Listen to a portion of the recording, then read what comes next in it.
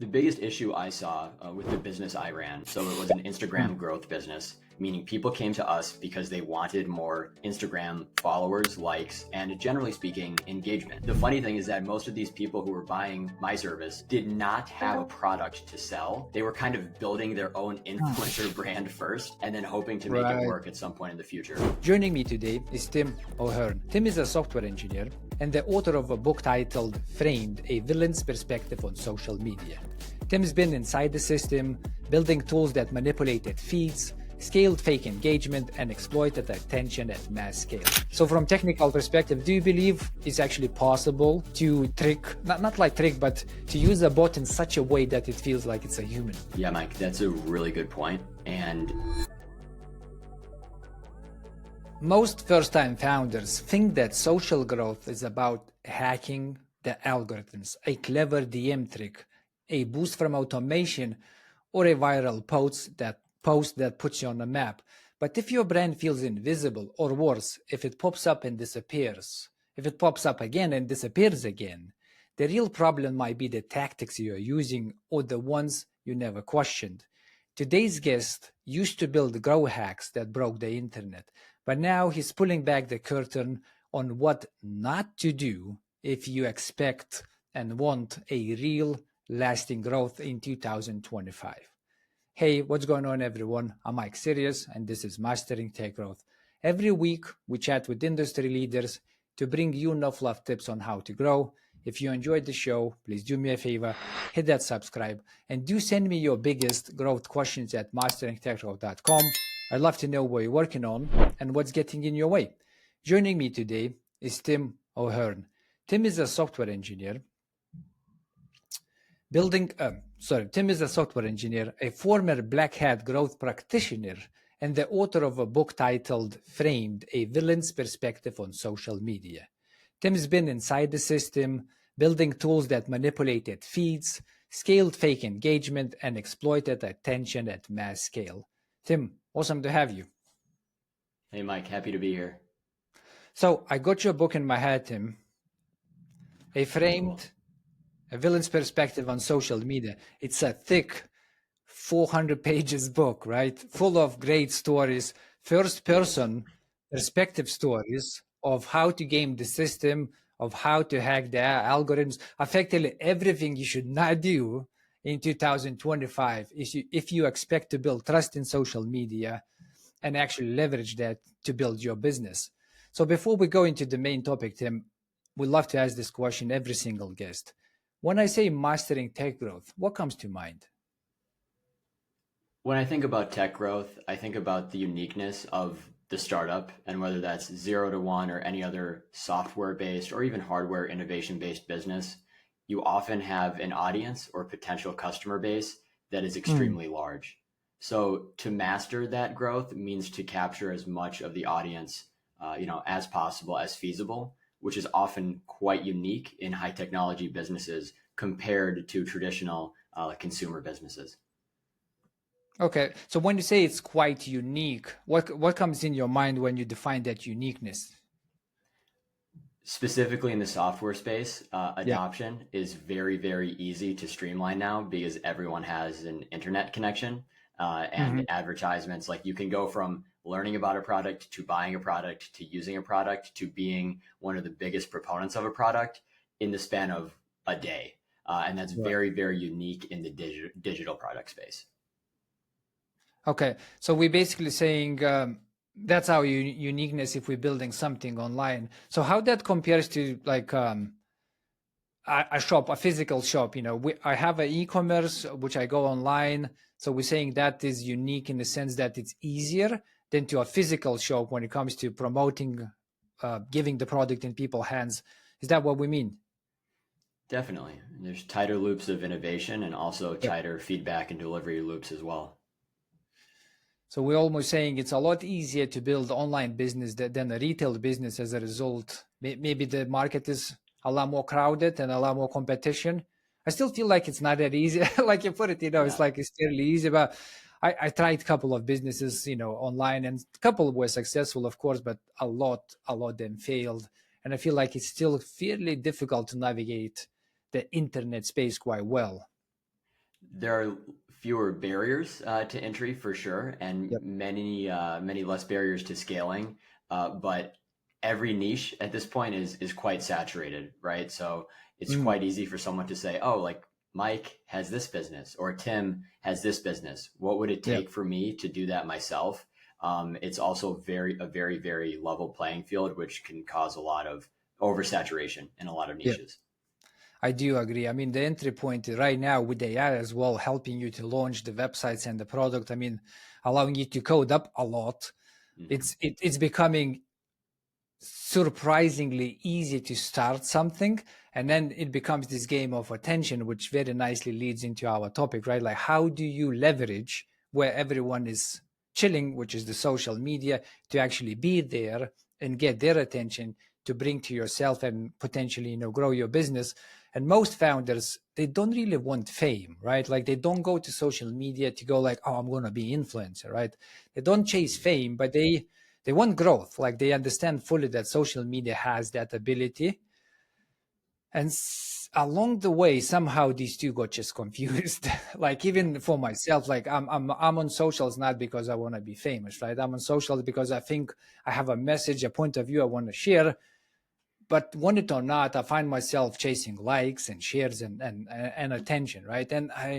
I'll be honest, Tim. Like, I really want to pay some Indian guys to give me Mhm. followers, and just spam everybody, right? So I feel like it's very easy to get sucked into that, right? And you wrote book about this, and you went like, that's a very bad idea to do this. Can you just let us know why, in the first place, it's a bad idea to chase that? Overall, it's this trap that is uniquely in this information age society in the 2010s and 2020s, Mm, where we started to realize that there were these opportunities to promote businesses on the internet, and yeah. very quickly we found that those who started businesses were often intertwined with the success of their business, whether they wanted to be or not. So we say, Hmm. hey, you can start a business online, and suddenly you could maybe promote it under the guise of your page or your brand, but oftentimes we saw that brand being conflated with the brand of the founder.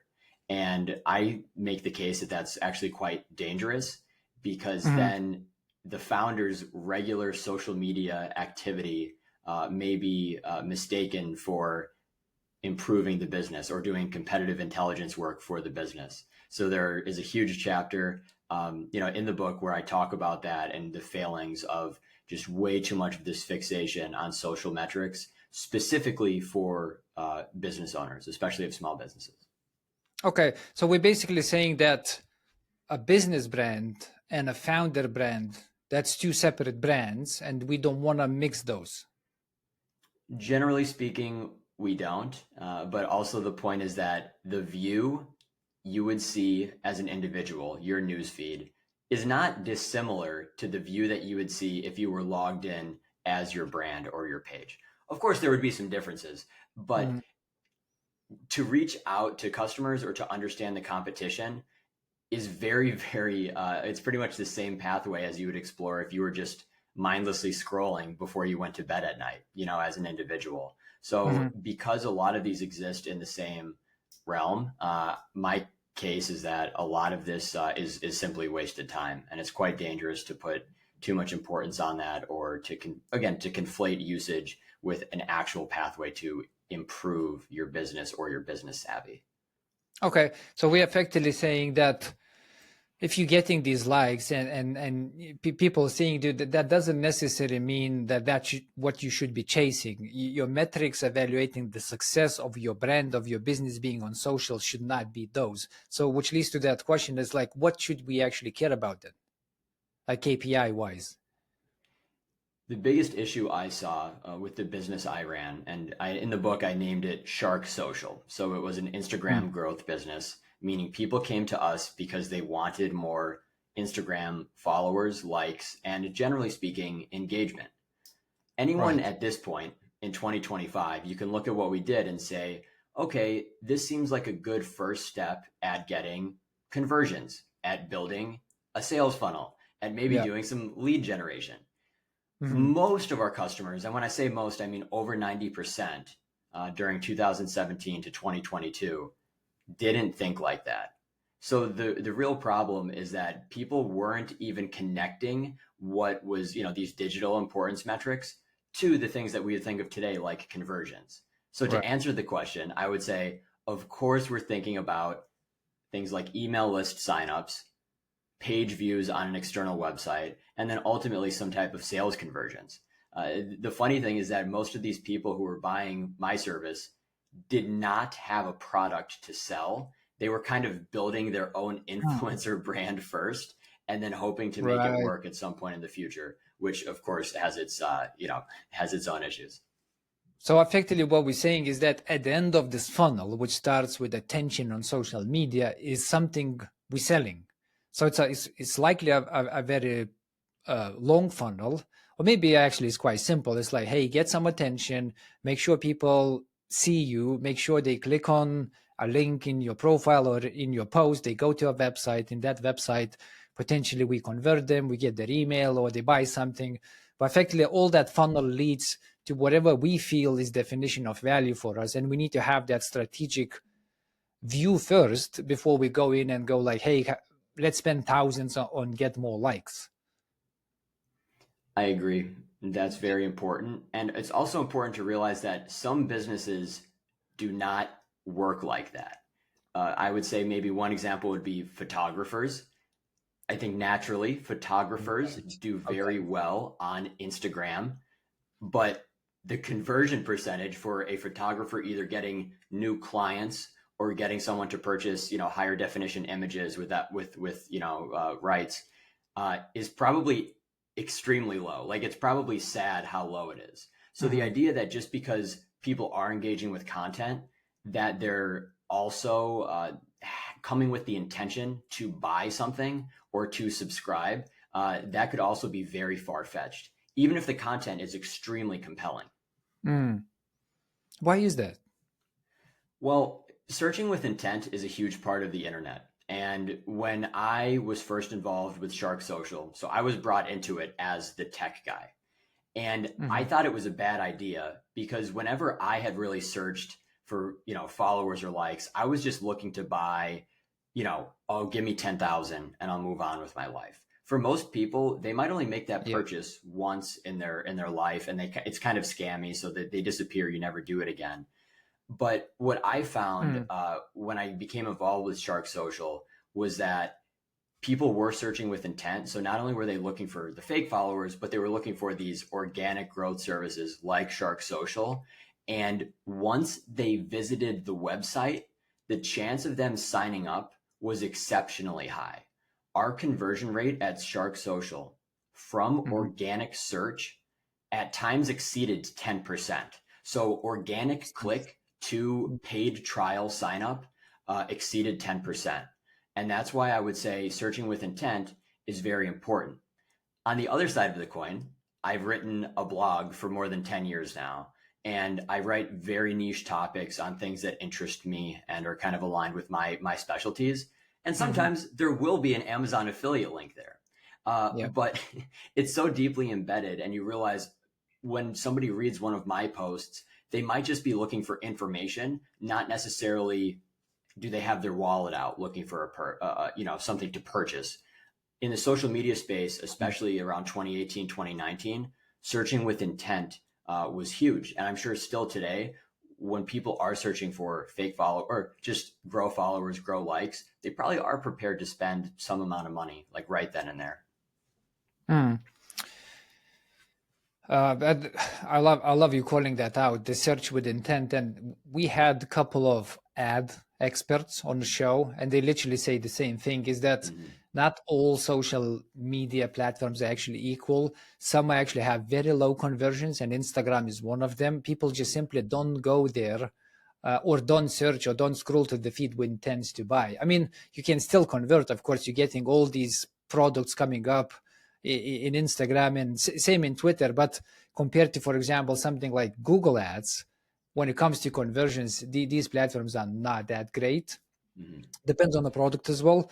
And the search with intent, We had a couple of SEO experts on the show as well. That's pretty much what you want to do right now. You really want to target with your blog post an actual intent and Yeah. try to answer that intent with your content, and then potentially maybe have a CTA.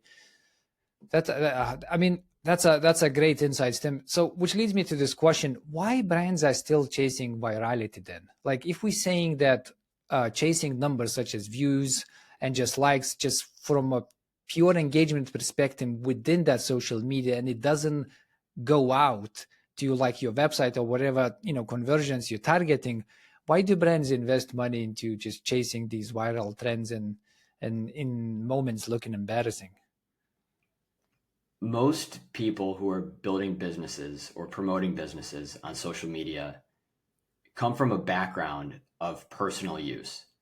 And whether that means you started Right. using Web 2.0 Okay. in 2005 or Yep. 2012 or 2020, what Mm. you've witnessed is viral success. And that term has evolved, of course, over the years, where then there's a lot of fake viral things. Now people know how to kind of abuse and push some of the algorithms on certain sites. The point is that anyone who's now calling themselves an expert in this type of marketing or growth does understand what it takes to go viral or simply to have greater reach than existing audience, I think, in the general sense. Mhm. It makes sense to want to chase that, but oftentimes chasing it means compromising the values of the brand or doing things that are attention grabbing while not Yeah. necessarily showcasing the best parts of the brand. Most brands and products do not naturally have an eye-catching short form video style like showcase. Like it's just not natural. And in a lot of cases, I think we're finding the way we're stealing attention in 2025, it Mhm. does kind of undermine brands and it makes me view them differently. So Oh, one yeah, part, 100%. like a slight tangent here is that in my book, I have chapter 4. It's called Algorithms and Truth. And it talks Mhm. about how algorithms and other things that we see alongside our content affects our belief in its credibility. And the example I would give that's related to this is that when you're on a news site, and maybe not like the New York Times, but like a local type journalist site, if you see ads that are highly inflammatory or very low quality, Mhm. that might affect your perception of the journalism that it's next to. So you see a news story and then next to it you have a like chumbox ads. You're probably going to think less of that, of that publication. And I Mhm. think the same can be said for people trying to chase viral trends or using the wrong types of influencers to promote their events, where it's like, okay, they're throwing money at a problem or they're willing to give this to the higher bidder. So for me, that affects the way that I see some of these brands. Yeah, and I have this quote from Sprout Social, which effectively echoes the point you just made, Tib. So they did the research this year in 2025, and what they found is that 33% of users say that trend chasing brands now feel embarrassing or out of touch. So effectively, if you have a brand and there's a viral trend which is happening right now, which on TikTok they all pretty much funny to some extent or dancing or whatever, and then you see brand doing this, you want it or not, you suddenly start seeing that brand in different colors. At least for me personally, I've seen that. I'm like, I don't know, man. That's not great color on you. So I have this question then. If we saying you know viral is viral, right? Like people engage with various things and for whatever reason, but there's coaches and people who teach on this virality elements, which effectively just understanding how algorithms work and teaching you how to effectively game the system. And I'm a like sucker for knowledge and courses. I buy a lot of that stuff, and I actually have a couple of them right now which got released in this year where people are literally teaching you how to be viral consistently, effectively how to Mm-hmm. game the system. And it leads to this ethical question. It's like, if you want to do this, are you compromising on ethics on your and your own belief just to be always at the top? Or is there like is there a way to do virality good, if that makes sense what I'm asking? It does make sense, and I think it's a natural need. I have a business degree in addition to a computer science degree. So when I took some of those marketing classes, they provide a playbook for what good marketing looks like, and they Mm. provide case studies. But back in the day when I was in school, of course, we weren't looking at viral trends. It makes sense today that a lot of sales and inbound marketing it's shifted to the internet, and that we look to case studies of things that have worked on the internet. Yeah. And naturally, we now have people saying, "Here's how to beat the algorithm." On the topic of beating the algorithm, I view a lot of those people with suspicion because they haven't built the algorithm, first of all. And Mm. secondly, it's almost impossible to reverse engineer how it really works. The second part is the ethics, or like what might you be sacrificing or compromising to be following or chasing these trends. It's Mm. really, really difficult because there is a trade-off between establishing a brand or even an aesthetic. Like, I believe that there's some value in establishing a consistent style of posting, and what going viral actually means.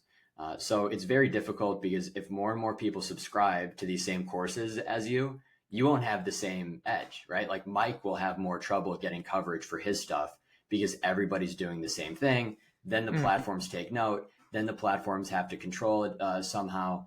There has to be some toleration and thresholds for that. So that's where I think it becomes problematic. It's unfortunate that that's what the internet has become, but we've even Mhm. seen that on Reddit. Like, you probably remember using Reddit for the first time many years ago. The quality baseline was higher, and the content was much more believable. It was much more authentic and organic. And in my book, I address the topic of sock puppets, which Mhm. is this revelation that you or I could control 4 or 5 different accounts and use those to sock puppet or to boost our comments or our posts. And you would find that consistently, with that little extra boost, you would always be the top comment, or you would always be in the running for the top comment on a new thread, even in a very Yeah. popular subreddit. So I think it's one and the same, where Reddit still has a very sneaky problem with sock puppets, which was first identified more than 10 years ago. So these practices, ultimately, when we talk about going viral, and then what does growth hacking mean, and then like when does hacking actually mean breaking terms of service, we will see a lot more enforcement of what I consider to be terms of service violations. Mm. That's actually very, very, very strong shout there, Tim. I personally right now sit in probably about 4 groups of engagement. And I'll give you the backstory. So I'm just getting added to them by people within my network, and effectively they create a bundle of people on WhatsApp, right? There's like 40, 70 people, and then they write a post, something more just a casual post, something they really care about, maybe promoting their services or something like that, or maybe it's a newsletter on LinkedIn, and they basically share that link and they go, hey, hey guys, can I get some love? And effectively the group will go like and leave a comment, which to your point absolutely puts you in that algorithmic view that potentially there's some, I just posted and I'm getting real engagement right now, maybe it is good post, so maybe I will promote this to more people.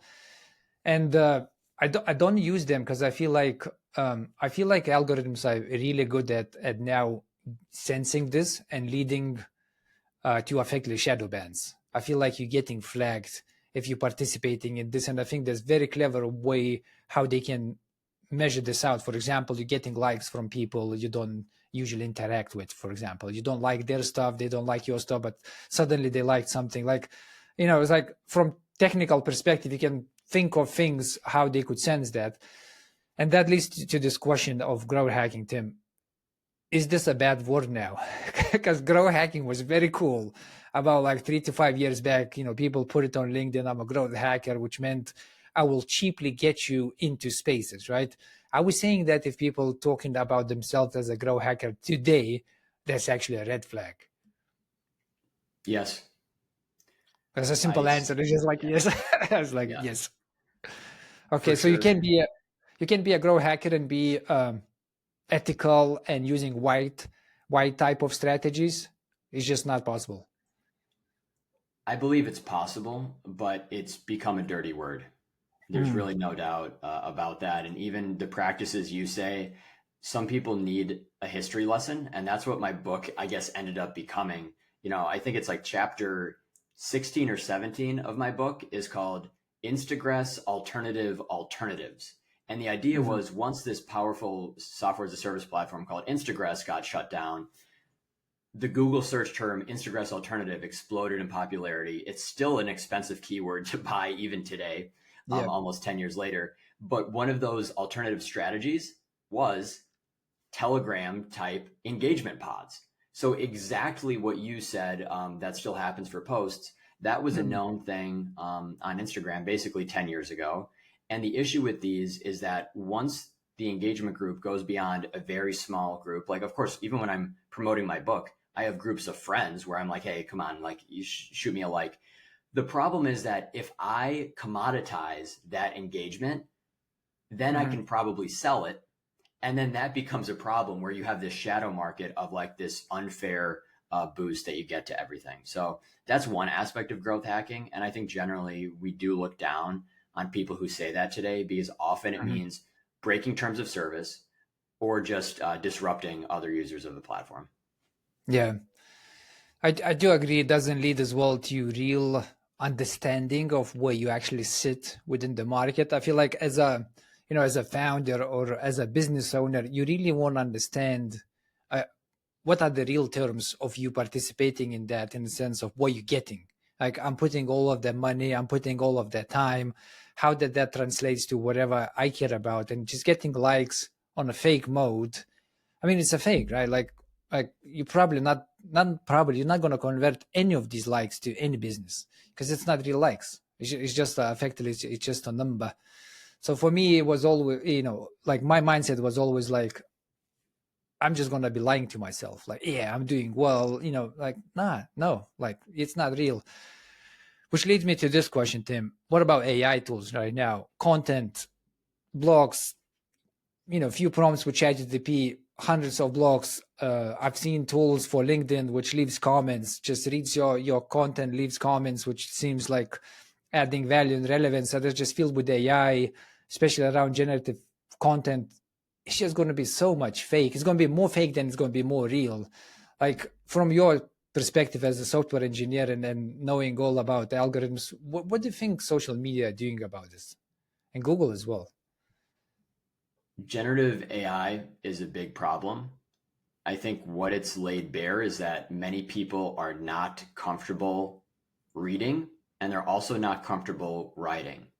We have a lot of content creators who now need AI to write anything for it to seem as compelling as their peers who might be using AI. And Mm, for me, as like yeah. first of all, a very cynical person, but also an experienced reader, it's quite obvious to me. Since I've published the book, I've gotten dozens of emails that are clearly written by AI. Yeah. I've also paid for services related to my book promotion and reviews where it's obvious AI has been used, at least in part, at least for vocabulary generation around the terms people use to describe my book. Mhm. Overall, I think that we're going to see more usage of it, especially as the younger people go through school with this unbridled access to AI, to the extent that they never will grasp the same level of reading comprehension that you or I have. Um, as far as AI in the non-generative sense, like actually meaning like artificially intelligent, like able to respond to, somewhat ambiguous situations, to an extent, the system that I built at Shark Social, which I called Mako, and then version 2 was called Mako 2, it was AI in the primitive sense, in that I was able to generate and spin topics for comments that I left. I was able to intelligently target different accounts based on the chances of them following back or engaging back. And in a way, I had the capability to, incorporate machine learning into navigating bot detection methods. Never fully automated, but these were capabilities I had even back in like 2020. So when we think about these like pre-trained models and like these very advanced, like basically taking a foundational model and then using it, of course, for like built for purpose stuff, there's usefulness everywhere. But Mhm. when people say, hey, this would have been super useful to you at Shark Social when you were trying to drive these engagements, I kind of laugh because it wouldn't have been. And the comments likely would have been less engaging or more confusing. If you remember the era on Instagram, a lot of the comments we were generating were pretty basic, but we'd say, nice one, best one yet, you look great. And Mhm. sometimes because we did not have computer vision, we did not have awareness of what we were commenting on, sometimes there was a miss. So then maybe we would only use the fire emoji or the thumbs up emoji. To get the context beyond what's in the description of the picture, which is usually not even helpful at all, you would need to then pull what the image contains and get some context analysis there. So that's helpful, but you don't need AI to do that. I think it's like pretty easy to come up with a rule set and certain ways of generating text to do it. So yeah, Yep.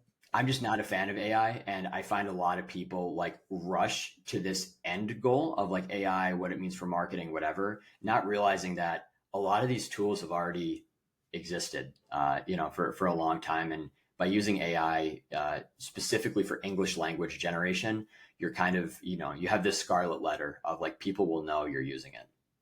Mm. I love you calling this out, Tim, because I get these uh, eh, like a lot. LinkedIn, all the socials, emails as well, comments on the posts, and just like you, because I use it every day for my own needs. I can sense that comment or that content like miles away. You read through it and you go like, not a real post, not a personal written post, AI written post, and I actually made a semi-viral, let's call it like this post on LinkedIn where I basically stated that 90% of everything I see in my feed like reads like it has been throttled through ChatGPT, and people sort of resonated with that, like yeah, and some jumped into defending the point of view, going, well, how else would you compete in the space? Which is like interesting dilemma then, right? It's like, okay, well, you want to be in the space because the space provides a lot of value. And if everyone using the tool in the space, which is the automation and AI content generation, if you're not using effectively, do you actually have a chance? Like, are the algorithms being adjusted to give the real content a more boost versus the content which clearly is AI generated from your perspective, your point of view, Tim? Yes, absolutely. It's, I would say, almost easier to compete. The unfortunate part is that more people who could not in the past like string two sentences together are now hitting post and publish much more often. So it comes back to a Mm, problem of saturation. But with okay. my content, even on my newsletter or even my blog, which is a lot wilder and unedited, it's pretty, there's a unique opportunity for people to develop their own voices. And I think it would be pretty clear to anyone reading my book, you would know within the first chapter, and most people have said this, they're like, hey, even in the disclaimer, I realized that this was a book I needed to read. On Amazon, you have thousands of books published every day, and AI slash low content books are becoming such a problem that even last Mhm. week, Amazon announced like high or lower royalty rates for like shorter books. And they're banning a lot more accounts because people see this like content milling strategy as a way to promote stuff. So yeah, it's unfortunate because I think it has eroded the opportunity for somebody to even be in high school or to be starting out in college, getting a feel for writing. Like, how do I write compelling content on the internet, long form, short Yeah. form, social media, or Mhm. whatever? The issue is that a lot of these people will simply burn out before they can really find traction or find their voice now that they are faced with AI. But I could compare anything I've written, and obviously my book is my book is over 100,000 words, to anything AI, and at least as far as today, which is in 2025, AI isn't even close to matching my voice and what I've written, especially using a professional editor. So that's kind of the Mhm. upshot, is that for talented writers, it gives you more. But if you do not consider writing to be your, your main skill, I don't think it's that bad to use AI. It's just that we end up with a lot of sentence structure, vocabulary, and things that at this point, right, everybody's sick of. It's very iterative. Yeah, I do agree. And as well, talking about launching books on Amazon, I got at least another set of courses. Like I mentioned, I love knowledge. I love these courses, which I literally goes launch a book in Amazon in 7 days. Yeah. And it basically goes like this: found a niche, found a problem people care about, basically validate the intent, use ChatGPT to write the book, target 150 to 200 pages book, put it on Amazon, self-published, boom, here you go, you're getting some royalties now, in a nutshell, right? And when I saw this, I was like, I'm gonna start buying books now, because it's just like they're all gonna be, just the same basically concepts or the same knowledge you can get on ChatGPT. Feels like it. So people will need to develop some type of skills of understanding where a real knowledge and experience are being put within the book, and where it's just same things you can find online, just put in under one umbrella of a topic of a book. That's a good shout. I love you calling that one out. Right. So let's come back to that automation a little bit, Tim. So it's not evil by its sense, right? Because automation is everywhere. You as a software engineer, you probably build many pipelines to automate your own workflows.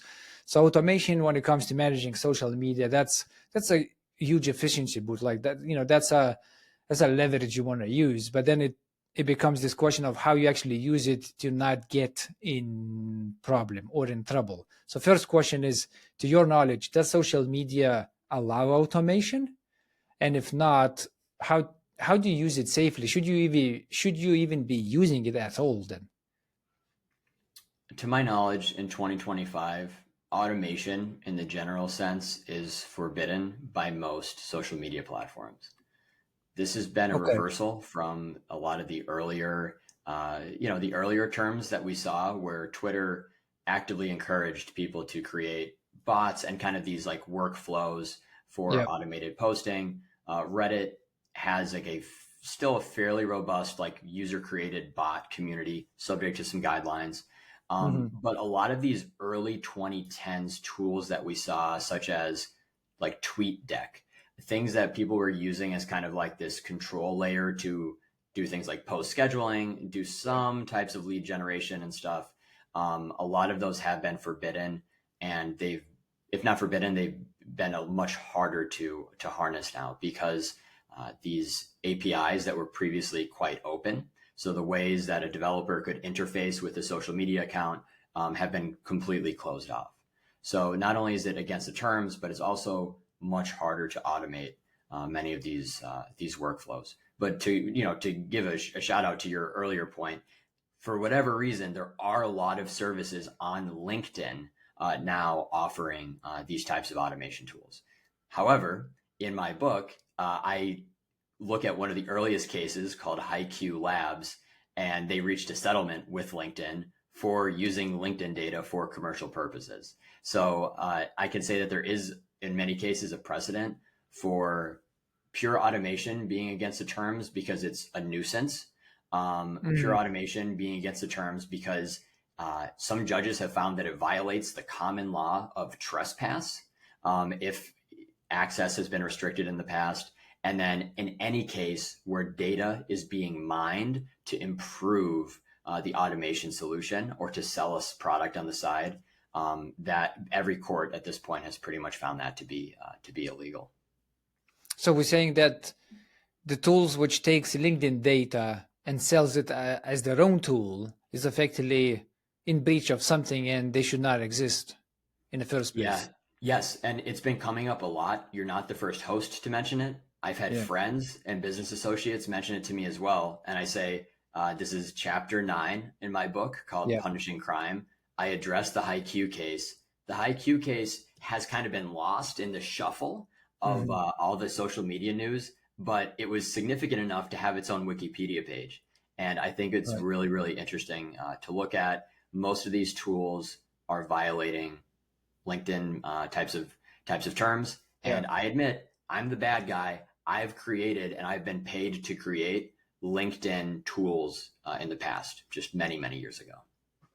Yeah, I mean, honestly, they are on every corner when it comes to LinkedIn, especially, the, the the the technical implementation is actually quite simple. Is that if you have a LinkedIn pay tool such as like Sales Navigator, which is not that expensive, it's something like $70 a month, I think.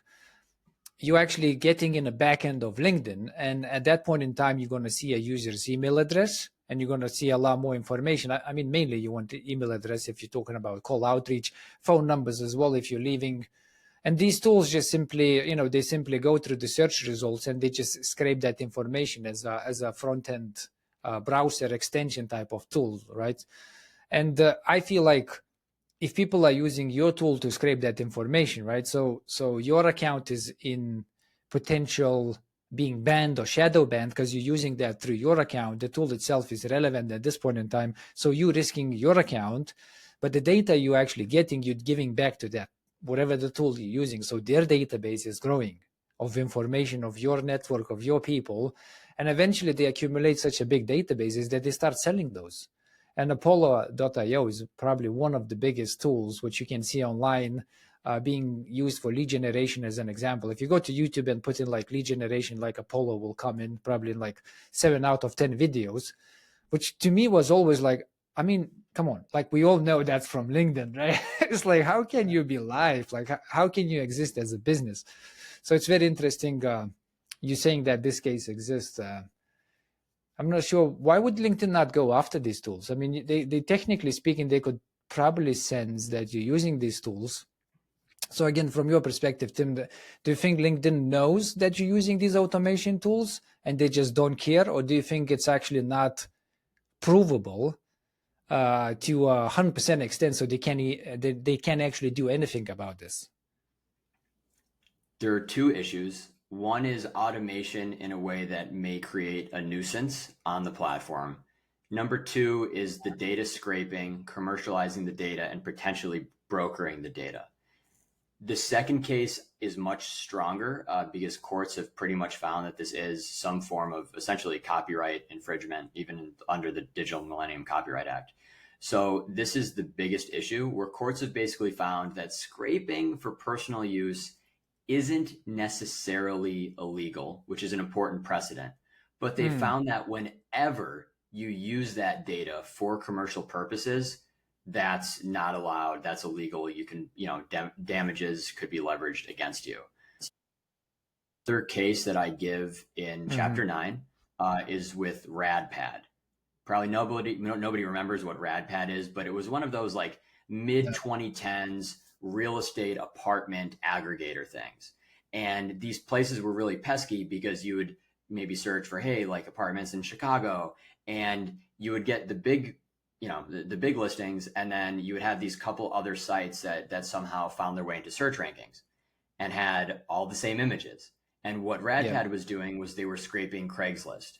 And Craigslist came after them and said, you can't do this. They basically ignored the order, and they were effectively shut. By the time the court precedent was established, I think the company had already gone out of business. But that established that you cannot build a platform on the scraped data, which if you remember 10, 15 years ago on apartment websites, it was just, stealing data from one place going to another. Yeah. They also found that the damages were possible reputationally, because if Craigslist manages the listings pretty tightly, if somebody leases an apartment, it will be taken off the market. But one of these secondary sites might not have the same incentive to do that, which then results in like unnecessary calls or inquiries getting made to the landlord. So I make the case, hey, I can see where they're coming from. This is definitely not cool. So now that we see this in the data brokering space, yes, LinkedIn / Microsoft, like they must be aware of this. They know it's happening. To prove that it's happening, as we get to these, you have Rocket Reach, you have a million lead generation services. The ugly fact is that most of them have acquired their data in ways that violated terms of use, and that there now, at least today, exists legal precedents that means that they might be liable. Unfortunately, to prove where the data is coming from is very, very difficult. You almost have to insert types of like fingerprinting into the data, which is very, very difficult. You have to, like, for example, add random periods to somebody's email address to confuse the scraping system, something like that. It's very, Yeah. very difficult. And I think that's the main thing. The other issue is that as more of this data is brokered and scraped from one place to another, it becomes what was even said in the Instagram growth space, which is a game of whack-a-mole. So you shut one down, they'll reskin, they'll be selling the same data next week. It's actually very difficult to snuff out.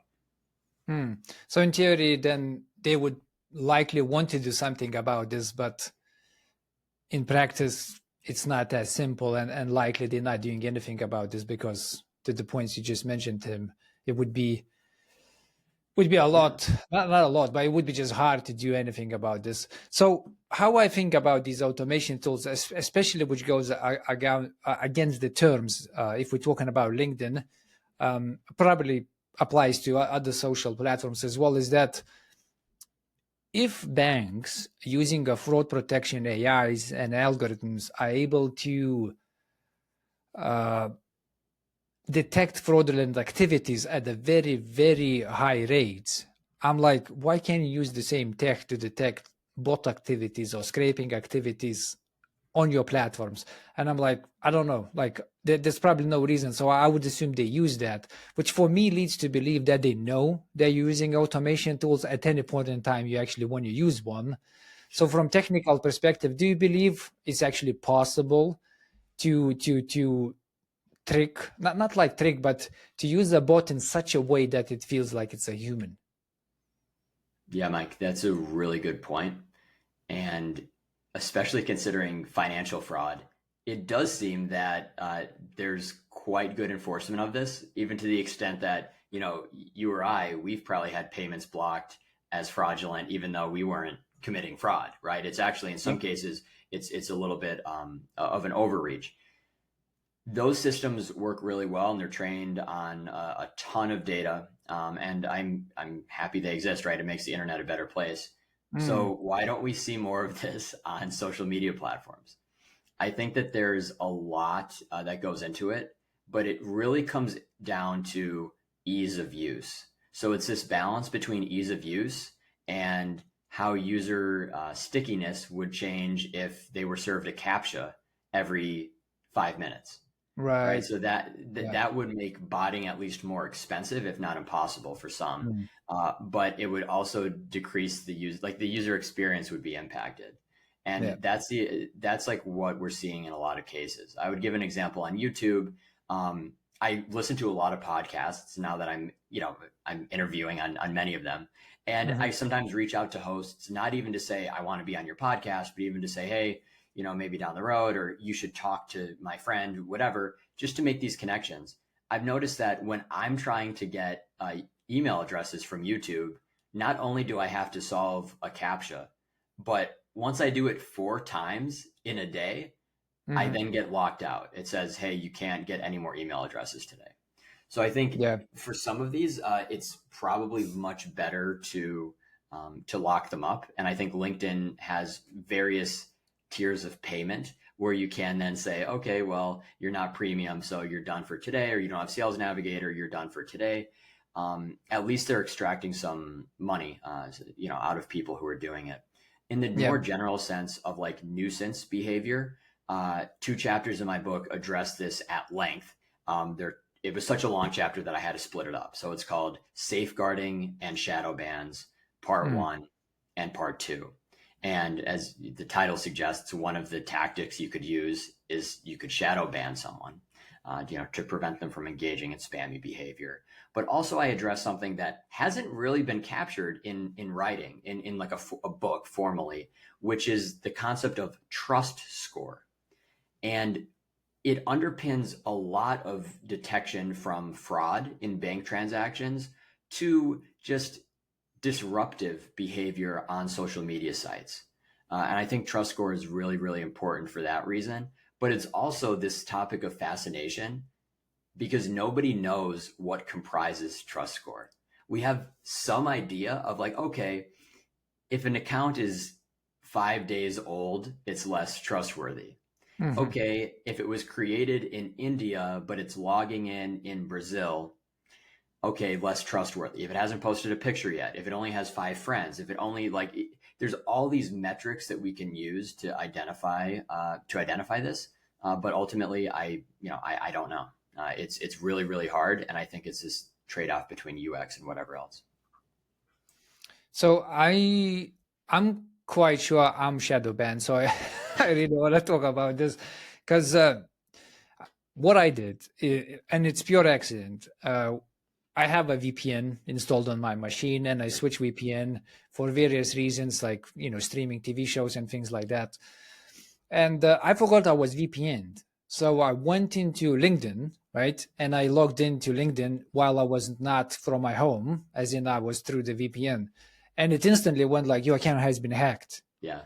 You need to go through verification. I was like, well, okay, I'm coming from a IP they didn't see before, which is very similar to financial fraud. Is that if you're making a payment you never made from a place or a country that looks suspicious, that's an anomaly which get flagged. So I was like, that's fine.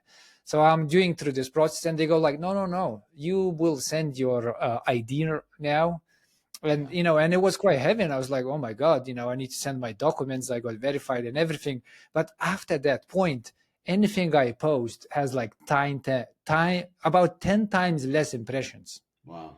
right? And I sort of went to them, I was like, that can be coincidence, like come on guys, like that can be a coincidence, so can you explain me? I got no answer whatsoever. Just case is closed.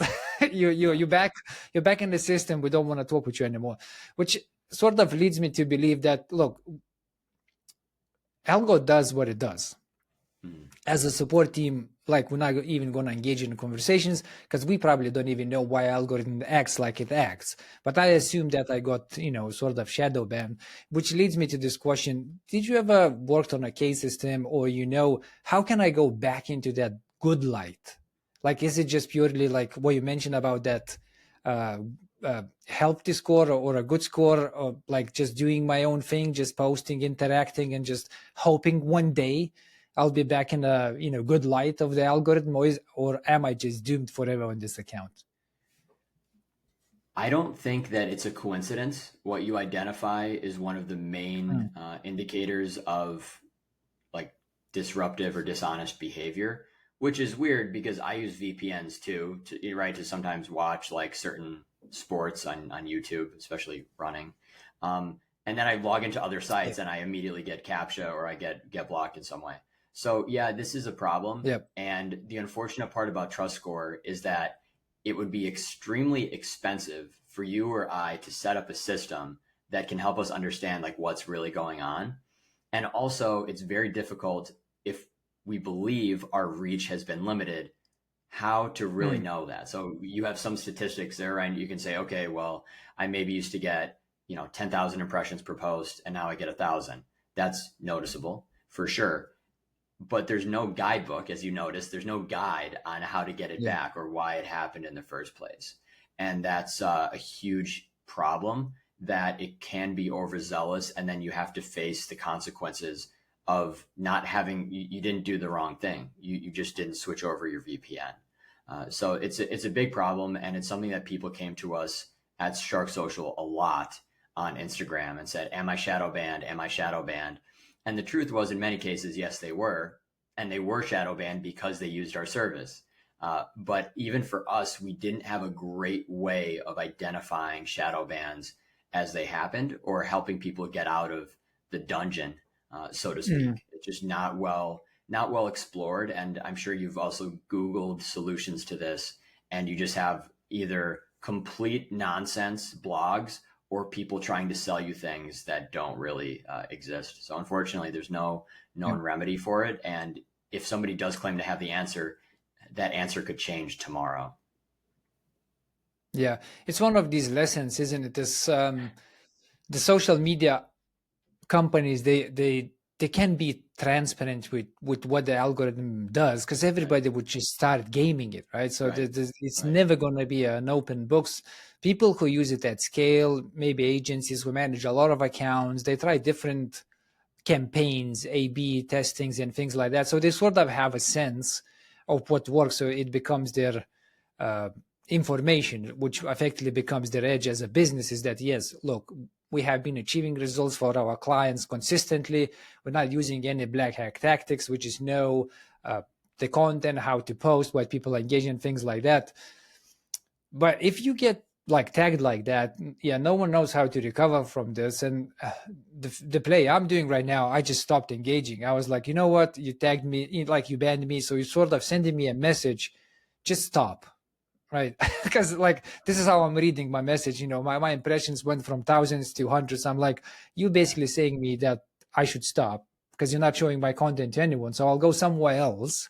I'll show that content somewhere else, right? So I'm just like, I just stopped sort of like posting, and I'm like, I'll come back in I don't know, 6 months, and see, maybe somehow I get my score renewed in the algorithm sense. But you're absolutely right. Like I found no answers about this, and it basically leads to these conclusions that just don't play, like just use as a system as it intended to be used, has terms. If you try to gray area hack it or black hack it, it might just lead to you losing all your effort to grow that account. It might be like looking good in the beginning, but effectively if you get shadow banned or banned, all that effort is lost, right? Like literally. Yeah, Okay, and yeah, so I yeah. think shadow bans have been really interesting because a ban is very hurtful and it Mm, triggers this emotional response where then almost every single person who gets banned, even if they know they're doing something wrong, they're yeah. probably going to file a ticket and they're going to try to call Facebook and then realize Facebook doesn't Yeah. have a phone number. What's Exactly. what's unique about shadow bans is that it takes a while to figure out and then you realize you're kind of stuck. So, engineers at Meta did publish a blog post where they addressed the topic of shadow bans. I cover this in my book briefly, but it's essentially like there's no usefulness in the blog post at all. It doesn't really say here's what we do, here's why we do it. It's just like a very broad post to satisfy the masses, right? But for Mm. people like you, people who understand like what it means and the implications of this, the finer points, there's nothing out there. So I can sympathize with what happened to you on LinkedIn. Mm. Ah, sad story. Nah, it's okay. It's okay. I feel like there's a lot. There's so many social media that you can explore the message you want to send and the content which resonates with your potential customers or people in just so many different areas. But LinkedIn is unique in the sense of B2B relationship, right? Like ultimately you can always do the work, which is just going and having conversations with people, right? Like Mhm. if you're posting just the content for the sake of viewership, which we covered in the beginning of episode, it's just the wrong strategy to begin with. If you go to LinkedIn for influence or relationship building or closing deals, you will end up in the DMs anyways, and you will end up probably in meetings face to face or phone calls. So ultimately, the shadow banning is just about that content reach. If that's core to your system or your process, that will be very, very painful. It wasn't core for mine, so it's okay. So, which leads to this question, Tim. So we sort of covered a couple of cases like data scraping, buying followers, buying comments, being part of a pod's engagement, and I feel like these are a little bit like gray area because the systems can prove you doing that. As a result, people use it because it gives that edge to them. So it feels like it's just a tactics which won't die. Let's put it like this, which leads to a question: what would you recommend to stop to businesses like today? Like, what are tactics which you feel like very poor or very bad, from a sense that if you're gonna get flagged on that, you just basically lost the business? It's very difficult because we can't know for sure what the consequences certainly are. Like we can't know with certainty what will happen if Okay. you go too deep into the gray area, but I think one of the classic examples would be buying followers. I think that's a classic one where there's a temptation, it's very cheap, and that social proof might fool enough people such that it has a positive impact on the business. I think the ironic part for me coming and having published this book, yet having a very small social media presence aside from LinkedIn, Hmm. is that I could have used all of these tactics. I mean, I'm a master. I know exactly how to do it. I know I could have done everything, and I could have Yeah. been coming onto these podcasts, pitching these podcasts easily with 200,000 followers on social media and all types of Hmm. ways to hack my growth, especially on Instagram, because I know that the best. And I didn't do that. And there's a reason I didn't do that. And that's because like I have a value system that says, I hate what I saw on this platform. And I hate that people, I hate the way that it undermined the development of actual talent. So what like the advice I give to businesses is in one chapter, which is a very cynical chapter in my book, but it's called Getting Good. And it's this concept borrowed from video games, which I think now applies to the social media space, which is Hmm. that it's everybody's first, like every day is somebody's first day on social media. You're never going to be the best. The influencers you see today, you will never surpass. But it gives you a great way to learn from these people and to develop talent in your own way. So my Hmm. advice to businesses of things they should or shouldn't do is, first of all, you probably shouldn't buy followers or go down any of these paths that don't involve working with a real above board expensive agency. If you can't afford the agency, just do it yourself. If doing it yourself is taking time away from mastering your craft, then you probably also shouldn't be doing that. So I think Hmm. a lot of people, it's that if you want to be a professional speaker, you should spend more time speaking. If you want to be a violinist, go play the violin. A lot of things that it's just based around scraping, I find to be a waste of time and a waste of like what the human mind is really capable of. Okay. I love you calling this out. I mean, effectively, we're just repeating an old message that if like there's no shortcut to success. Basically, that's what we're saying, right? Like Right. if you want to be big on any of those social medias, if you want to be influential over there, if you want to get a trust based following, which you can then convert to make a business and make clients, there's no tool, right? There's no AI, there's no automation that it will give you that. It might give you an edge in a sense of like efficiency if it's an automation tool, but the content you put out, it needs to be yours. You need to be getting better at that content. You need to be engaging with your followers yourself, not automated comments, and just rinse and repeat until the point you actually reach that level where people go like, oh great, that's a great piece of content, here's a like, or here's my comment.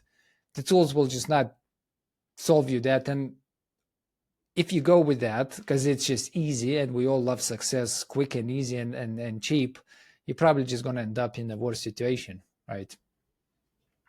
I agree. I just think a lot of time has been wasted, and even today, Mm. right, as we speak about this, and the other example is that when it does come to podcasts, I've had some podcasts say, "Hey, we'd love to have you on, but it's going to cost $5,000."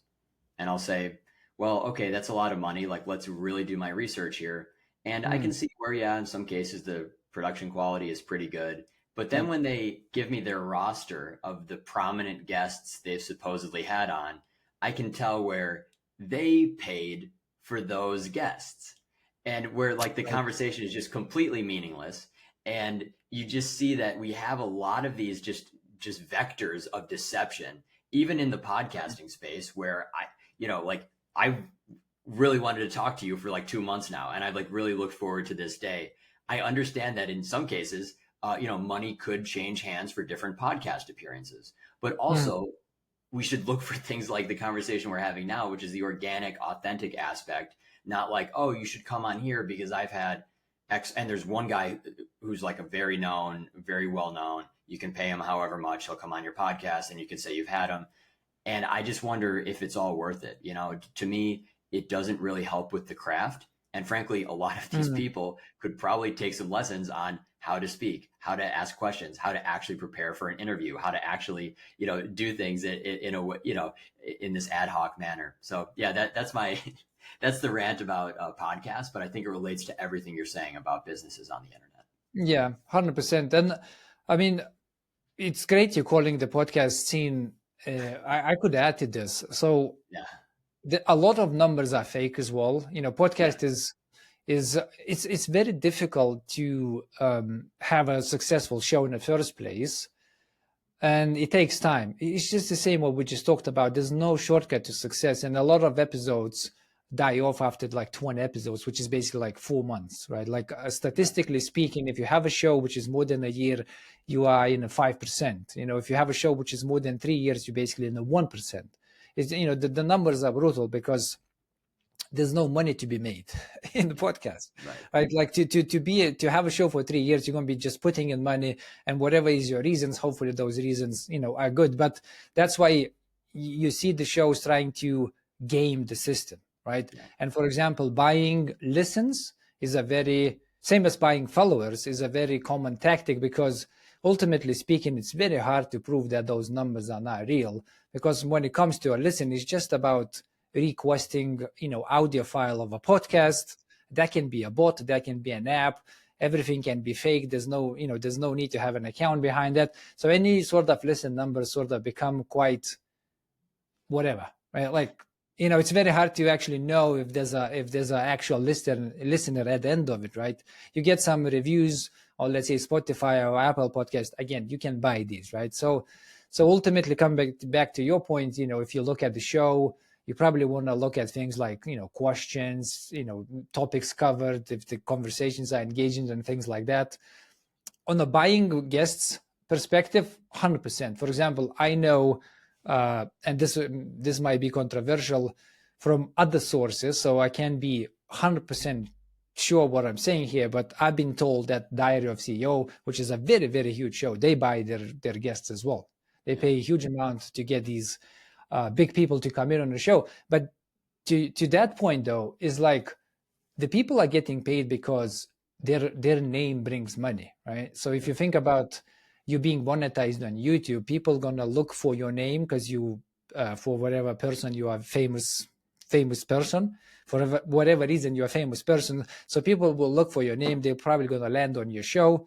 They will probably listen to you in that show, and that show will get we'll get the money. So you want to go like, look, I know you're going to make money from me being on the show, so you probably need to pay me for me to come on the show. So it's just that economy, how it constructed itself, and people you're asking to pay to come on the show, it depends. To your point, it does depend, right? Because I can't sit here with this sense of entitlement. Like, I wrote one book and I've sold like almost 1,000 copies. That doesn't mean that I'm this extremely sought after guest, right? It's just like, in a lot of cases, it makes sense that it's like a one-to-one. We're just, we're happy to speak with each other. And of course, I don't wake up in the morning and think, why hasn't Joe Rogan answered my email yet? Right?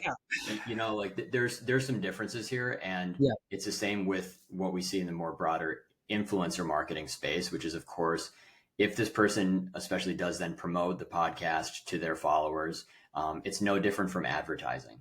So I don't mean to cast like and say like, oh, it should all be free, it should all be one-to-one. But there's a lot of stuff there that I can tell it's coming on the back of totally fake metrics of YouTube videos that get 5 views, and then apparently I'm supposed to pay. Right. So it's weird. I mean, everything's a hustle, and I can relate to it, but I think in the podcasting space, it's been totally, I've learned a lot, and I'm sure as the host, you know even more.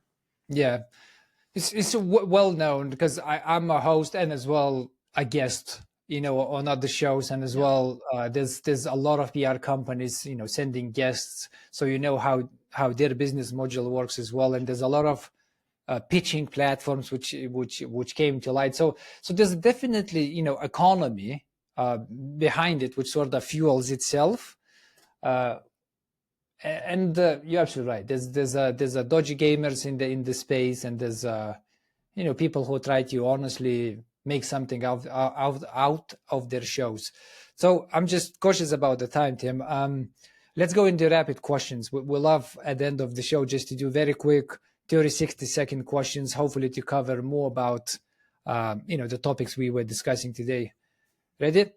Yeah. All right. What's one growth hacks you regret inventing, but you still admire how well it worked? It would have to be follow, unfollow. I did not invent the practice, but follow, unfollow means I follow you or I like you, and I Yeah. expect at a rate of roughly 10%, the likes or follows I dispatch, I'll get back. That underpinned the entirety of the Instagram organic growth industry, Mhm. and it works extremely well even today, as I'm sure you've realized on other platforms. Whether it's I leave a comment, pretty good chance they're going to interact back with me. I see it on Yeah. Strava, even, which is a fitness app. Um, but unfortunately, it does create these weird transactional relationships. And these, if automated, it does cause a lot of disruption. Okay, so we're saying I will go follow you because you will see that I follow you. You will be like, hey, Tim's not a nice guy. I will follow back. And then when you get that follow back, you unfollow the person you followed. Eventually, yes. So, yes, you enter into this implicit contract, which in my book I explore. In my Yep. space, it was an explicit contract. So you would actually follow someone and say, or friend them and say, hey, friend for friend, comment for comment, picture comment for Right. picture comment. Okay. Now Okay. these contracts are implied. Yeah. Okay. I get you. And then you just clean up your followers, and it looks like you have, if 10% is remaining, you basically just get a number and then you don't follow yourself to anybody. Okay, I see that. It's a nice trick. I need to put that down. Jokes aside. All right. Is virality a sign of quality or just a side effect of good timing? I think timing and also to some extent originality, but not originality in the best sense of the word. Often it means people are, I would say, compromising their values and ethics to create content that is more shocking or disruptive or that sows discord, perhaps. Mhm. So yeah, virality, I think today is we have this entire swath of influencers who have come up creating content that is borderline offensive.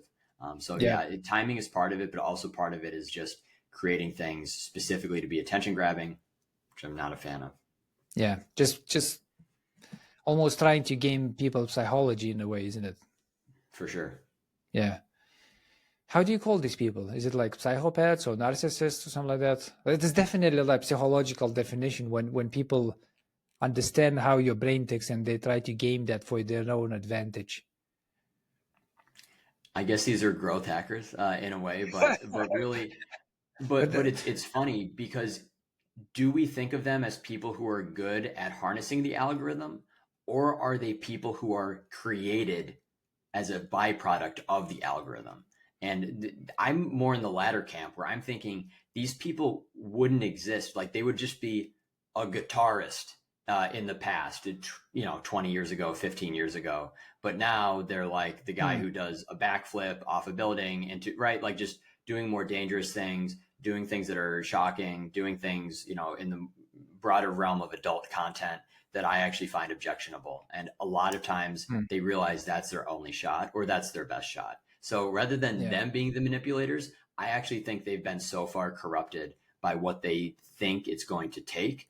And yeah. the conspiracy would be that there are top tier branding agencies, talent agencies that encourage this type of behavior. I love that conspiracy. I can easily see that happening. Yeah. People putting money to come up with these and then write these. I mean, honestly, some influencers I see, which they come up in my feed, and I really protect my feed, by the way. I really don't click likes. I don't put comments. I don't follow something which is just not a value add to my brain and my time, but Yeah. they still somehow get into my feed, and I would assume is because paid. So they just get a slot of my eyeball. So I just scroll fast by them, but I see at majority of them as clowns, because it's ultimately like they serve the same entertainment value you would get if you go to circus and you see someone performing a dangerous act, right? Like that's Yes. entertaining by itself. And then you Yes. see clowns coming up and they're doing some funny stuff, like TikTok full of that. And for me, that's like it's just that element. It's just like this clownish circus type of element. And I really hate when they come in my feed, because I usually look like AI, automation, business growth, and things like that. Like I'm giving that, giving that content. I love that. Like, that's okay, cool. I learned something right now. Here's my like, here's my comment.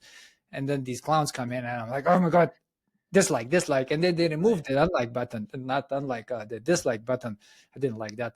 Right. What do you think platforms secretly penalize but never admit in their guidelines? This is a controversial one because it always comes up during election cycles in the United States, where we even start thinking people who express certain political or just personal beliefs might be deprioritized, shadow Yep. banned to some extent, or I would say shadow banned at the micro, like the post level. Yep. I think that there's a lot Mhm. of very weird stuff going on there, and they're probably in the United States, like, is some more government conspiratorial stuff at this point, where I would say because we Mhm. have, there must be so much going on in the counter-terrorism space where they have certain ways of detecting behavior that might be related to, just off people doing awful things. Yep. That same technology could very easily be used for mass censorship or mass surveillance of just dissenting opinions. So Okay. I think that that is happening. I just don't know to what extent. We like to set up an experiment that would, like, we just don't know whether it's just being tracked or whether it's actually being penalized. Hmm. I feel like there was something. I think I want to say that I saw a video where Zuckerberg was in Congress answering questions, and it was acknowledged that they were forced to play with the data and what they're being shown in the feed. But that might be on a area of nobody knows, right? And that's affected what the question is. Okay, that's a good take. I love that, Tim. What's the sneakiest thing you have seen brands do to fake trust at scale? So I think before the days of the FTC, so the FTC, like Federal Trade Commission in the United States, requiring promoted posts to actually have the disclaimer, it was only fairly recently that that happened.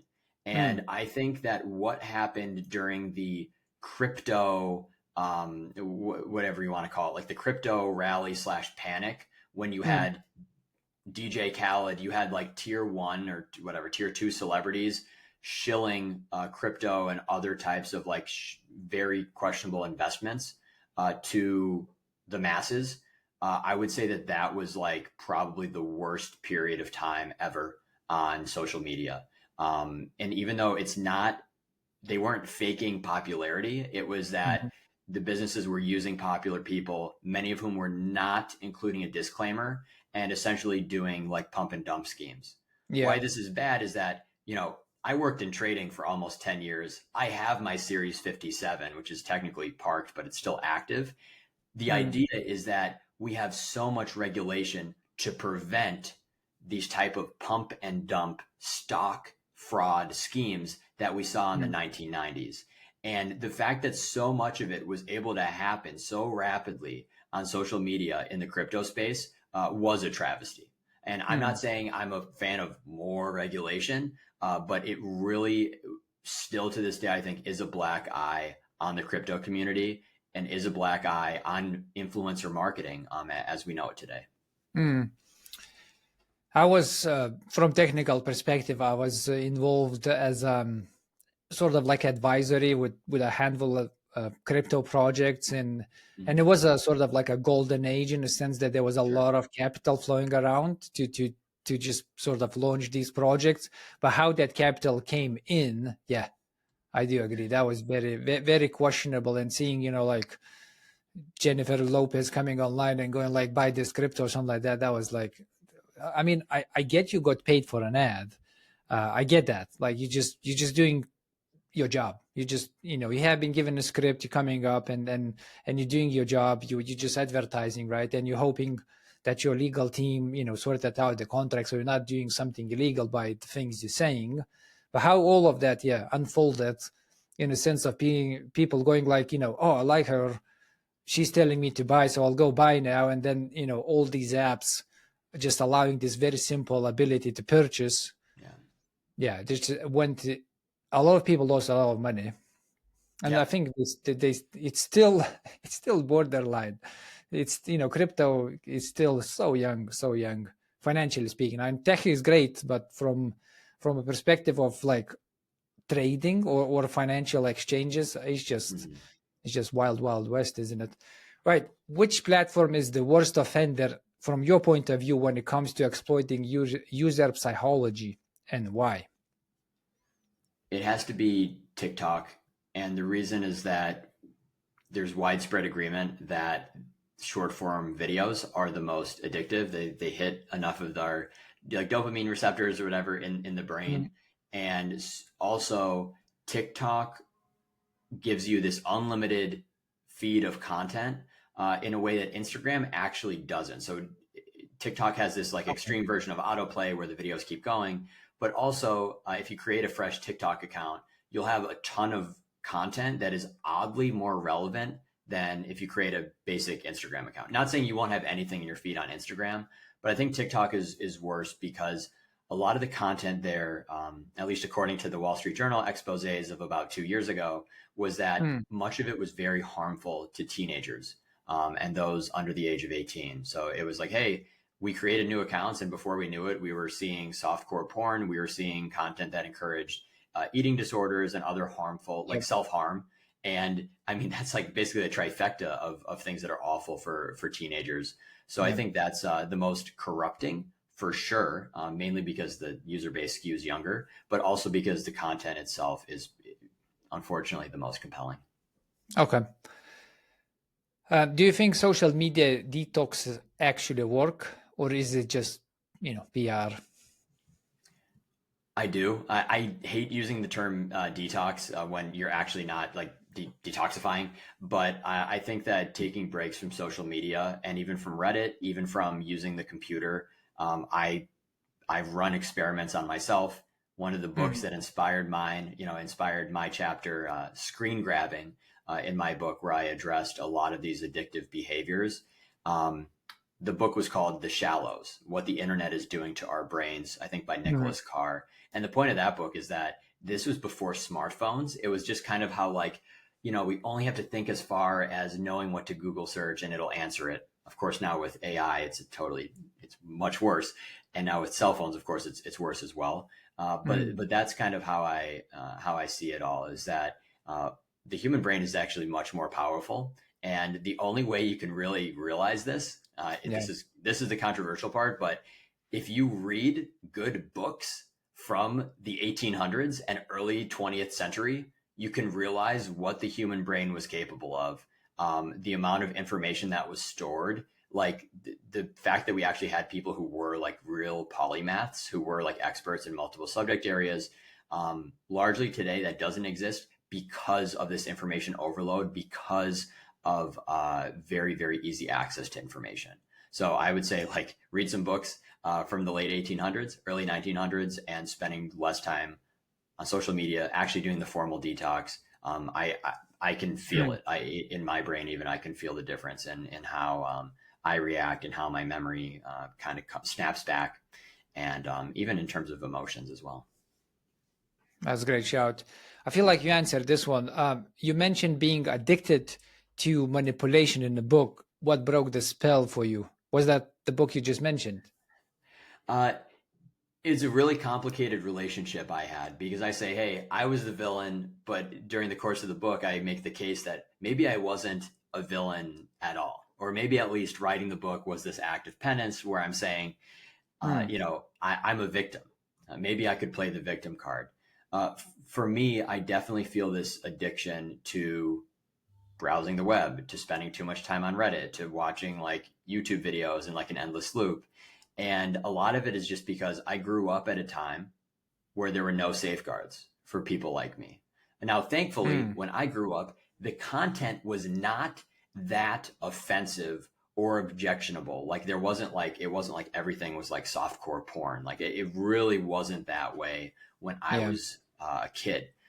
But the difference is that as I grew up, like as my brain was developing, also these addictive technology Mm. systems were gaining steam as well. Yeah. So for me, I think gaining back control is like admitting that it's not right, and that's like not how we we were built to use it. One of the original versions of Framed, I actually pulled a lot of content from rap songs and rap lyrics. And it was like by this rapper Big Sean, and it was something like most of the girls I know are addicted to social media. All the time they spent, they could have wrote encyclopedias. And it's Yeah. such a stupid line, and I couldn't include any of the rap lyrics because of copyright reasons. But if there was one I was going to keep, it was probably that, because I realized if I stop using Instagram right now, I could probably write a great book about what I did. And essentially, in the early 20s, I stopped using Instagram cold turkey, even though I was still like testing bots on it and stuff. Stopped using it personally, stopped scrolling, uninstalled it on my phone over 5 years ago. And what did I do?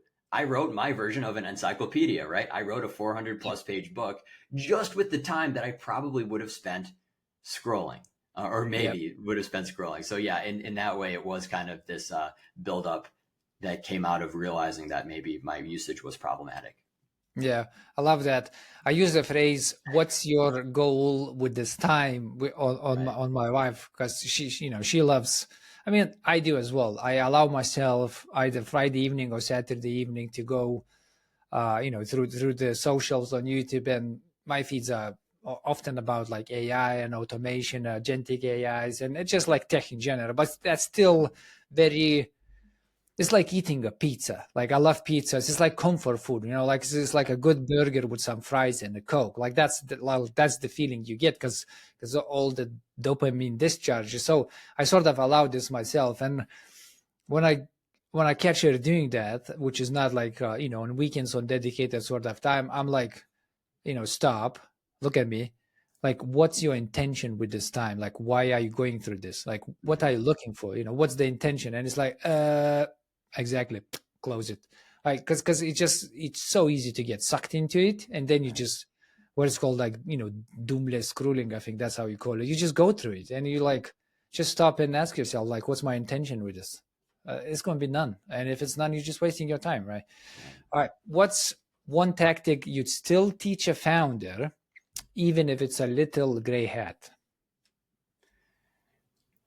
I I would say that outreach and like personalized outreach is really really important. And why Mm, I think this can get to gray hat is because I probably do subscribe to the belief that wherever you can get that email address from, or wherever you can get that direct link from, if you really have something to sell, if you really have something valuable, that's how you break down the door.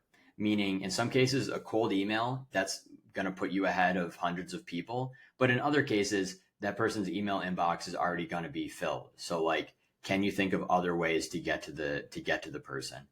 mm, I've used some like crazy, like I don't want to say crazy tactics, but definitely things that would be labeled as like you ask a person who asks a person who might be able to get the book into the hands of the right person. yeah, I think that what we previously just called like networking, and now we give all these ridiculous names to, is pretty useful. And I think using the internet to aid in your search of how to reach someone in a way yeah, that's not totally invasive or like stalkerish mm, is fair game, provided you're giving the person something of value. And for yeah, me, when I think about Framed, there are a lot of people and a lot of very influential people who simply should just read Framed. So I'm not trying to sell them a course for mm, $1,000, but I'm trying to give them a free copy of my book. And mm, when you're a founder and you believe in something, you have to be willing to maybe find an email address where it simply doesn't exist, or you might have to actually like knock on that person's front door. And in some cases, I mean literally. mm. I love spending extra time to get a warm intro. I mean, yes, cold outreach definitely works, and you rightfully Yeah. mentioned that it will put you above those who are not outreaching at all. But the warm outreach is actually not that difficult. Like if you have a like sales navigator on LinkedIn, you actually see the connection tree you need to go through to go to the person. It gives you 6 jumps. So it's very rare to not be able to find an angle to get to the person for Yeah. a warm intro, and it just works 9 out of 10 times. Warm intro works, and cold intros, I think, conversions are like 10-20%, so 2 out of 10, which is a high, by the way. So it's just worth thinking about how do I want to spend my time with all of this, and what are the results or success I'm looking for. Spray and pray, as they call it when it comes to cold outreaches. On paper, it actually performs worse than show me that you know me tactics. So Sure. there was this lady, I forgot her name. She has like a coaching or a business service. She worked for LinkedIn, and she was constantly outperforming sales teams within the LinkedIn. And she has a tactics which she calls show me that you know me, which effectively is spending your time to understand your prospect. Yeah. And then when you outreach, you use that understanding, use that personalization to open the conversation. And then the conversation is driven again by your knowledge about the person. And that actually performed much better than other sales teams, which, used what is called sales at scale, like cold outreaches, cold DMs and stuff like that. So ultimately, if your end result is to close deals, not necessarily the cold outreach is a better tool. It just feels better because you're doing that en masse to hundreds. Mhm. But if you can, if you can close 10 by reaching out to 100 manually, would you still do it, reaching out to like 10,000 if you're only closing like 7 in the same amount of time, right? All righty. Is building a brand online just performance art now? Yeah, I think to a large extent Yeah. it is. It's become so saturated, and Mm. unfortunately, many people see it as the first step of the journey. But for me, I think a lot of businesses today, you should focus on your craft or the product, and then social media comes later. Um, the way the Yep. expectations have evolved is kind of It's unfortunate. upside down. Yep. Yeah, It's and so, yeah. Yeah. Go, Tim. no, it's just been it's been really rough to look at it and see so Mm. many businesses kind of when you're starting a business, it's so exciting because you get to, you have a checklist, you get to work through the checklist. And for those first couple of weeks, every day you're going to tackle things, and whether it's large or Yeah. small.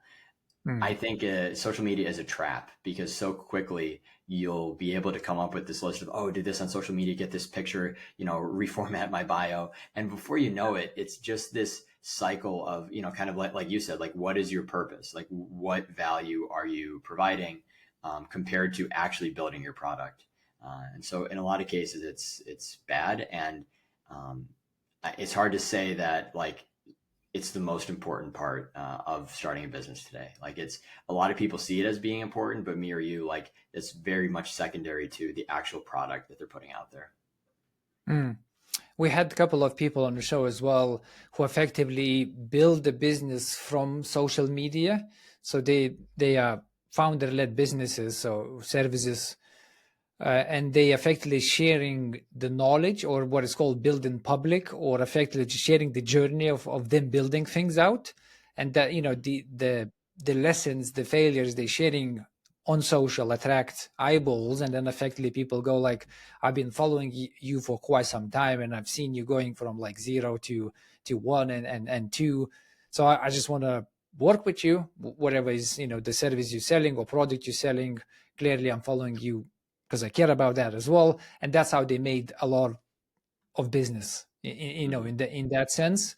So for me, that feels like a complementary journey, right?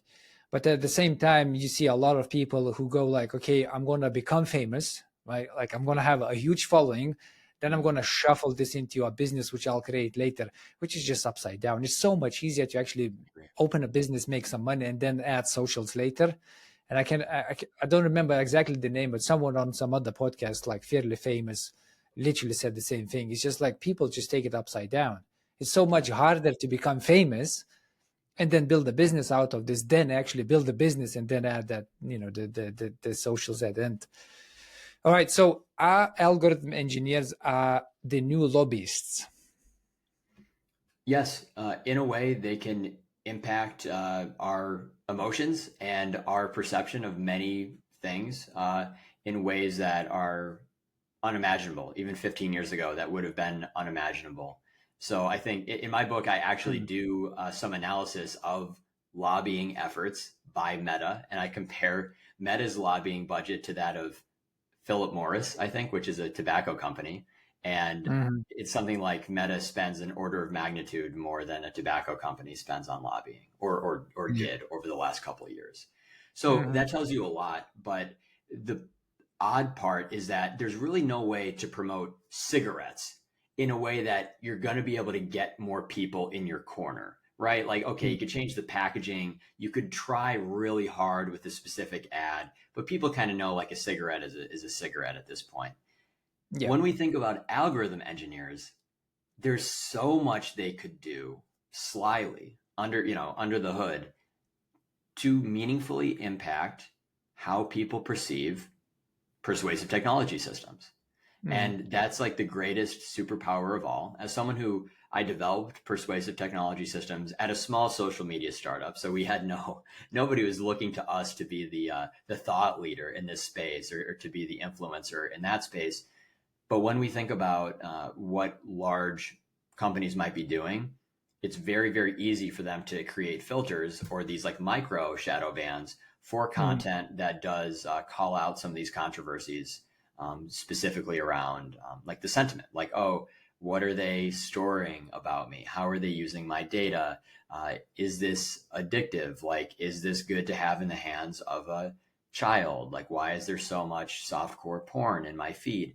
Any number of these things could be whitewashed, minimized, censored by algorithm engineers. Mhm. My optimism is that nobody at one of these companies could have the singular power to effect an entire like propaganda campaign. But if from the top they do, dictate that certain things should happen, it can happen, and it can happen in a way that can meaningfully affect discourse and public opinion. So yes, algorithm engineers are the new lobbyists. Mhm. It's a very, very great answer. And now you were talking, I was thinking the keywords we mentioned in the show. I mean, the YouTube algorithm definitely gonna gonna pick on these. So it's very interesting to see how this video will perform. Because I remember reading somewhere that if the video has what is called like a blacklisted words, it just Mm, doesn't perform at all. Like yeah. just it just doesn't get promoted to any of your followers or any of their followers, even if it does well, because it sort of goes like, according to YouTube's algorithm, it goes like, I don't like what you're saying over here. Yeah, So yeah. so, so I have high when you were hopes. talking, I was like, yep, Yeah, I have high hopes for our episode, but I'll say this, even when I ran very basic ads for my book on different platforms, I actually was getting blocked and banned explicitly by certain yeah, ad platforms by using some of these blacklisted terms, even though I'm using them from the sense of critical analysis than yep, actually selling the services myself. But mm, I think we'll be okay, Mike. yeah. Oh, well, to defend the point is like, if you are the algorithm, right? So how do you know if it's from like a research and I invite you to a debate around this topic perspective, or if it's an actually like pushing some propaganda stuff, right? Like as an algorithm, you don't really know the end product, right? Like you don't have the book. So when someone buys an ad, you like, I don't know what you're selling over here, right? So there's some element of like them not knowing and needing to just protect themselves, I guess. But let's see how the video performs, Tim. Let's see. Right. So last question: is community just a rebranded email list in 2025? Yes, Okay, you subscribe to this point of view, right? Yes, I got absolutely. I got another person in my books because I feel like communities right now so like, it's big, right? Like Harmozy launched this school.com, Mhm. and it just exploded. Like, I mean, they pushed it very hard, of course, but it's just like everybody's there. And I myself participate in a couple AI communities, and at some point I was like, this just feels like I'm part of the mailing list. So from your point of view, like you said, yes, but why? Why yes? I think what we've realized is that we can't trust any platform to actually preserve our content and our Mm, following. So yeah. one day you could wake up and you're shadow banned. So like, what's the value of one of your LinkedIn followers now, right? It's totally Mm, different. How do you actually reach out to one of your LinkedIn followers? I reached the same thing on Goodreads, where I was a somewhat prominent Goodreads reviewer. I read like 200 books. I wrote reviews for all of them. I was like mm, pretty well followed on the platform as far as book reviewers go. Then I found when I published my own book, I can't reach out to any of those people. I actually cannot send them a DM personalized and say, "Hey, I wrote a book. Do you want a free copy?" mm, I couldn't do that at all. So the point is that even where I thought I had reach and had like actually worked my ass off to build a huge community because I love books, um, mm. I couldn't even send them free copies of my own book. So I think what it all comes down to is that we just want an email list, and that's what I say is the greatest like safeguard against a platform, banning you or you getting deplatformed, which I also address in my book, is having an email list, and that's where I've kind of collected my persona as well, like my like longtime fan base. A lot of them are there. I've had people there for so long, they're wondering like, who is this guy? How am I even here? But that's kind of the value of an email list, right? Where if you do it the Yeah. right way, um, whether it's 100 people or whether it's 10,000 people, that's the most genuine. And that's what we want, right? We saw that very early on in YouTube, where a lot of the creators started to get a little nervous about what was going on behind the scenes. So they created secondary channels. And I think a mailing list is really the secondary channel or the secondary platform that feels a lot safer. Exactly that. I do agree. It's one of these steps. Like if you can get an email, Yeah. and have a newsletter or just have an email. Eventually, if something happens in your life, you can share with the person who gave you that email. The good midpoint is the community, because effectively saying like, look, if you're gonna be here, I don't need your email, so I'm not gonna be like spamming you, but you're still gonna be off the platform in which I, for whatever reason, might get shadow banned or deplatformed. So I still gonna be able to interact with you as my fan, as my follower. So I love you putting it like that. All right, cool. So we covered a lot here, 90 minutes of many things you should not do, and as well points of view from Tim and me around the social media. So we said, don't chase virality. Actually, think about the value you're providing to the network and your followers. Automation tools are good to some extent, but overusing, you're probably going to dilute yourself, lose the trust with your followers, will go nowhere. Black hack tactics, buying followers, comments, follow unfollowed, and some other things, don't use ever. I know it's appealing, especially when you're getting bombarded by people from India selling you them quite cheaply. Think about the results you want to achieve with that number. Just having the number for the sake of having the number unlikely is of value. If you're thinking to build business out of this, it's literally zero value. So really have outcome of success in mind when it comes to socials. So now, Tim, people listening going like, I love what you're saying, how they actually get a copy of Framed, and as well how they get in contact with you if they want to just have a conversation. Framed is available on Amazon in both ebook and paperback format. It's also available for wide distribution, so you can also get it in Barnes & Noble and other places. Those who are interested more in what I have to say, I do have a mailing list on Beehive, so it's timohern.beehive.com.